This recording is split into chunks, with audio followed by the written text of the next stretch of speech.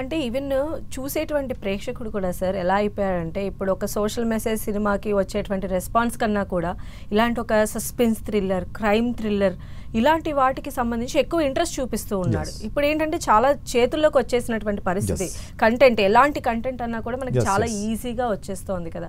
అంటే ఇక్కడ ప్రేక్షకుడి కావచ్చు లేదా సాధారణ పబ్లిక్ మైండ్ సెట్ మారుతున్నటువంటి ఈ క్రమాన్ని ఎలా చూస్తారు సార్ యాజ్ ఎ సైకాలజిస్ట్గా మీరు? ఇప్పుడు బేసిక్గా మనము ఇన్సెన్సిటివ్గా మారిపోతున్నామండి. ఎందుకనంటే ఉదాహరణకు నేను చెప్తాను. ఇప్పుడు సపోజ్ మీ ముందు లేకుంటే నా ముందు ఒక మనిషి క్రూరంగా చనిపోయి రక్తం గడ్డగా అట్లా పారుతూ శరీర భాగాలను బయట కనిపిస్తూ ఉన్నాయి. చూస్తే మీకు ఏమనిపిస్తుంది? భయం అనిపిస్తుంది. భయం అనిపిస్తుంది. సో అక్కడ నుంచి మీరు పిజ్జా తినగలరా? తినగలరా? లేదు.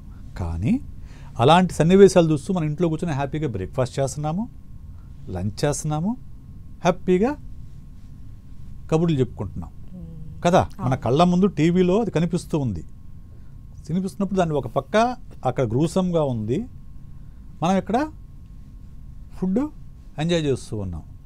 ఆటోమేటిక్గా ఏమవుతుందంటే ఆ సెన్సిటివిటీ అనేది లెవెల్స్ అనేది తగ్గిపోతూ ఉంటాయి. మోర్ ఓవర్ ఇప్పుడు ఓటీటీలు వచ్చిన తర్వాత మీకు సినిమాల్లో ఉన్న కొంత సెన్సార్ ఉంది. సినిమాల్లో కొంత సెన్సార్ ఉంది. ఏది చూపొచ్చు ఏది చూపకూడదు అనే విషయం వాళ్ళు ఖచ్చితంగా సెన్సార్ బోర్డు చూస్తుంది. సో కొంత మేనేజ్ చేస్తుంది. ఇప్పుడు మొన్న పుష్ప 2నే చూద్దాం. అది ఏ పిక్చర్ మూవీ, ఏ మూవీ అంటే 18 ఏళ్ళ పైబడిన వాళ్ళు మాత్రమే చూడాలని ఖచ్చితంగా సెన్సార్ బోర్డు ఒక సర్టిఫికేట్ ఇచ్చింది. అదే తక్కువ వాళ్ళని కూడా చూస్తారంటే చూస్తారు, దాన్ని థియేటర్లో అనుమతిస్తారు కూడా.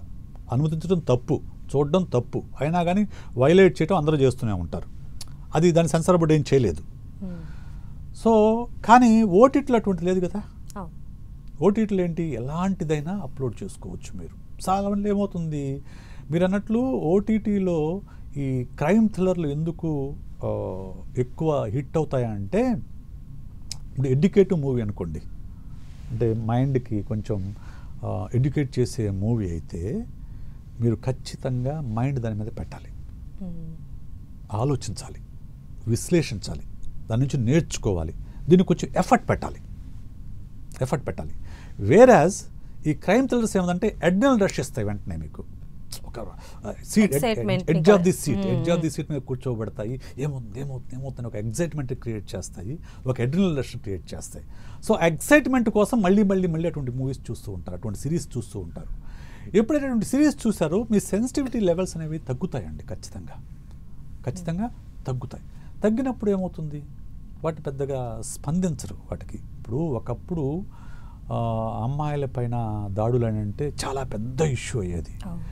జరిగే కొద్ది ఏమైపోతుంది, ఇవన్నీ నార్మలేనే అనిపిస్తుంది. అంటే ఏంటి, క్రైమ్ అనేది నార్మలైజ్ అయిపోతుంది మన మైండ్ లోపల. Crime is a crime undoubtedly. తప్పు చేసిన వాడికి శిక్ష పడుతుంది. కానీ మన మైండ్ లోపల దానికి స్పందించే విధానంలో మార్పు వస్తుంది. మార్పు రావడం వల్ల ఏమవుతుంది, పెద్దగా పట్టించుకోకపోవడం అన్నీ జరుగుతూ ఉంటాయి. So that is the impact of the cinema.